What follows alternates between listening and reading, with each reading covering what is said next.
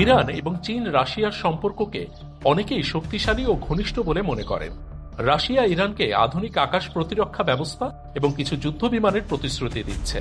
চীন ও ইরানের তেল সস্তায় কিনছে, বিনিময়ে বড় বিনিয়োগের পরিকল্পনা এবং আকাশ প্রতিরক্ষা সরঞ্জামের প্রতিশ্রুতি দিচ্ছে। কিন্তু বাস্তবতা ভিন্ন। যখনই ইসরায়েল বা যুক্তরাষ্ট্র ইরানের উপর সরাসরি হামলা চালায়, তখন রাশিয়ার ভূমিকা সীমিত থাকে, কেবল নিন্দা বা বিবৃতি প্রকাশে। এখন থেকে স্পাইসি ক্রিস্পি পটাটা প্রাণ পটাটা, একটি স্বনির্ভর বিস্কুট। চীনের অবস্থাও একই রকম, সেন্সর মোডে চলে যায়। অর্থাৎ চীন মূলত বাণিজ্যিক রাষ্ট্র, তারা লাভ বোঝে, যুদ্ধ বোঝে না।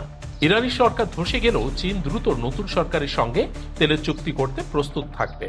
ইতিহাসও প্রমাণ করে, ইরাকের সাদ্দাম হোসেন কিংবা লিবিয়ার গাদ্দাফি যখন ন্যাটো বা যুক্তরাষ্ট্রের আক্রমণের মুখোমুখি হয়েছিল, চীন ও রাশিয়ার সাপোর্ট ছিল সীমিত, কেবল জাতিসংঘে নিন্দা বা রাজনৈতিক বিবৃতিতে। বাস্তব পরিস্থিতিতে তারা সরাসরি কোনো সামরিক সাহায্য দেয়নি।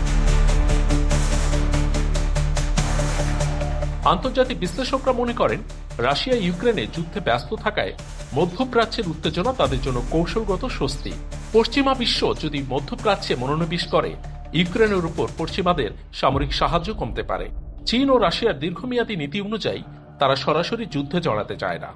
ইরানকে তারা কৌশলগত অংশীদার বলে মনে করলেও আনুষ্ঠানিক প্রতিরক্ষা চুক্তি নেই।